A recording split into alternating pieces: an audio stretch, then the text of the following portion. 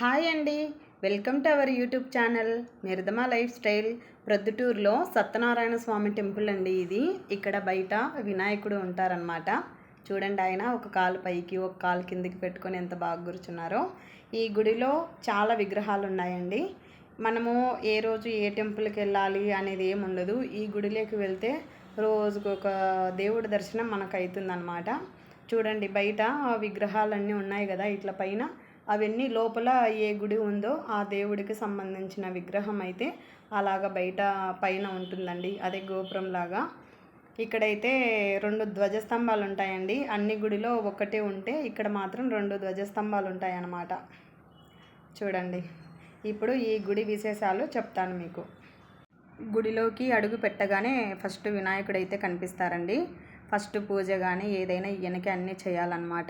ఎందుకంటే మనకు ఏ విఘ్నం కలగకుండా చూస్తాడు కాబట్టి. ఈ గుడి దగ్గర అయితే ప్రతి నిత్యము గరికె అయితే అమ్ముతూ ఉంటారండి. పల్లె నుంచి తీసుకొస్తారు గరికె. చాలామంది కొనేసి గరికెను దేవుని దగ్గర పెట్టేస్తారండి. దేవుడి దగ్గర గరికె పెట్టేటప్పుడు మన మనసులో ఏమైతే కోరుకుంటామో అవి అనుకొని గరికెను అక్కడ పెడితే చాలా మంచిదని వచ్చిన భక్తులు చాలా నమ్ముతారండి.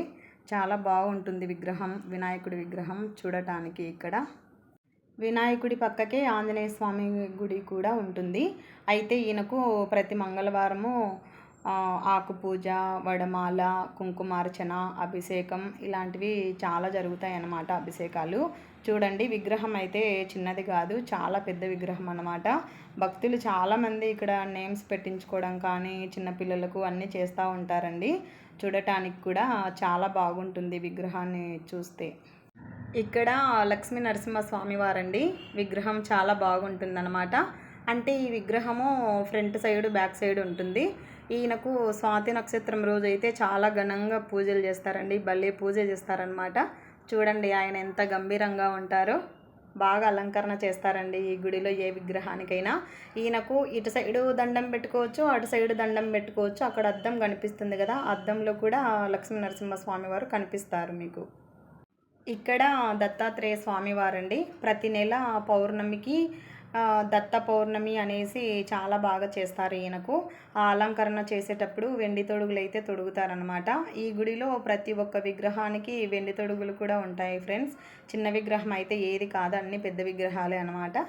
ఈయనకు ఆ రోజు పూజ చేయించుకోనికి ఆల్రెడీ టికెట్ బుక్ చేసుకోవడము అన్ని ఏర్పాట్లు చేసేసుకుంటారనమాట. టికెట్ బుక్ చేస్తే అక్కడ ఏం కావాలో పూజకు కావాల్సినట్టు కూడా అక్కడ పంతులు వారే అన్నీ సిద్ధం చేసేస్తారనమాట. చూడండి ఫ్రెండ్స్, ఎంత బాగున్నాయో విగ్రహం. ఇక్కడ సత్యనారాయణ స్వామి వారండి సతీ సమేతంగా కొలువై ఉన్నారు. మెయిన్గా ఈ గుడి పేరు వచ్చేసి సత్యనారాయణ స్వామి గుడి అని పిలుస్తారనమాట. ఈ గుడిలో ఈ పూజలు కానీ ఏవైనా కానీ చాలా అవుతూ ఉంటాయండి.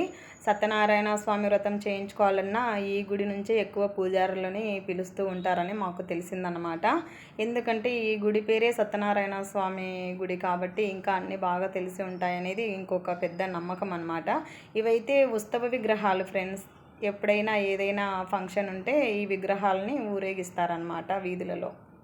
ఇక్కడ శివుడి విగ్రహం అండి, చాలా పెద్ద విగ్రహం అనమాట. ఎంత పెద్దదంటే అంత పెద్దది. చూడటానికి మీకు వీడియోలో చిన్నగా కనిపించవచ్చు. ఈయనకి ప్రతి నెల ప్రదోషకాల పూజ అని చేస్తారండి. చాలా బాగా చేస్తారనమాట. ఏదైనా కావాలంటే ఈ గుడిలో ఫస్ట్ టికెట్లు అయితే ఆల్రెడీ బుక్ చేసుకోవాలండి. భక్తులు కూడా చాలా పెద్ద సంఖ్యలో వచ్చేస్తారు. ఇక్కడ ఉన్న కొన్ని విగ్రహాలు అయితే స్వామివారికి ఉత్సవ విగ్రహాలు చాలా ఉంటాయండి ఇక్కడ ఈ గుడిలో. ఏదైనా పండుగ ఉన్నా, స్పెషల్ డే ఉన్నా మెయిన్ విగ్రహాన్ని తేలేరు కాబట్టి ఉత్సవ విగ్రహానికి ఈ విగ్రహాలను వాడుకుంటారనమాట. చూడండి ఫ్రెండ్స్, ఎంత బాగున్నారో శివయ్య. ఇక్కడ అమ్మవారండి. అమ్మవారిని మనము ఎప్పుడైనా దర్శనం చేసుకునే ముందు అమ్మవారి పాదాల నుంచి పై వరకు చూస్తూ అలాగ దర్శనం చేసుకొని మన మనసులో కోరికలు చెప్పుకోవాలంట. అలా చేస్తేనే మంచిదంటారు. ఇక్కడ అమ్మవారిని ఆషాఢ మాసంలో బాగా అలంకరణ చేసి ఆషాఢ మాసంలో చీర సార కూడా పెడతారండి లాస్ట్ వీక్లో. నేనైతే ఈ సంవత్సరం ఫస్ట్ టైం చూసాను అనమాట. ఇంకా నెక్స్ట్ ఇయర్ కానీ మిస్ అవ్వను, అలాంటివి చూస్తూనే ఉంటాను. ఇంకా దసరాకి కూడా బాగా అలంకరణ చేస్తారండి. ప్రతిరోజు ఒక అలంకరణ చేస్తారండి. దసరాకి అయితే చూడటానికి మన 2 కళ్ళు సరిపోవు ఫ్రెండ్స్. అలంకరణలు అలా ఉంటాయి మరి. ఇక్కడ నాగుల విగ్రహం అండి. నాగుల చవితి రోజు చాలామంది పాల ప్యాకెట్లతో పోస్తూనే ఉన్నారండి. చుట్టూ మొత్తం వాటర్ లాగా పాలైతే మొత్తం అండి. ఇంకా వాటర్ పాలు కూడా అవి ఏమో కూడా అర్థం కాకోకుండా అడుగు పెట్టడానికి లేకోకుండా జనాలు చాలా భలే ఘనంగా చేశారండి. చూడండి విగ్రహం ఎంత బాగుందో చూడటానికి. అలాగే ఈ గుడిలో నవగ్రహాలు కూడా ఉన్నాయండి. శనీశ్వరుడికి తిరిగితే చాలా మంచిదని తిరుగుతూ ఉంటారు కదా, అలాంటి వాళ్ళు ఎక్కడ వెతుక్కోవాల్సిన పని లేదు, ఈ గుడిలోనే తిరగచ్చు. రోజు ప్రదక్షిణ చేసే వాళ్ళు ఉంటారు కదా అండి, అలాంటి వాళ్ళకు కూడా సరిపోతుంది. ఇక్కడ ధ్వజస్తంభం చూడండి ఫ్రెండ్స్. ఏంటి ధ్వజస్తంభం అన్ని గుళ్ళల్లో ఉంటుందని మీరు అనుకోవచ్చు, కానీ ఈ గుడిలో అలా కాదు. 2 ధ్వజస్తంభాలు ఉంటాయి అన్నమాట. 2 ఉంటాయండి.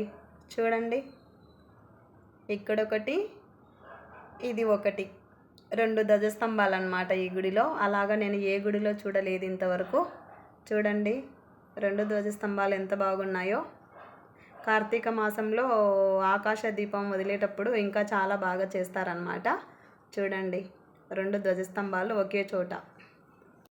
ఇక్కడ వచ్చేసి హోమం అనమాట అండి. చాలా పెద్ద హోమం అనమాట.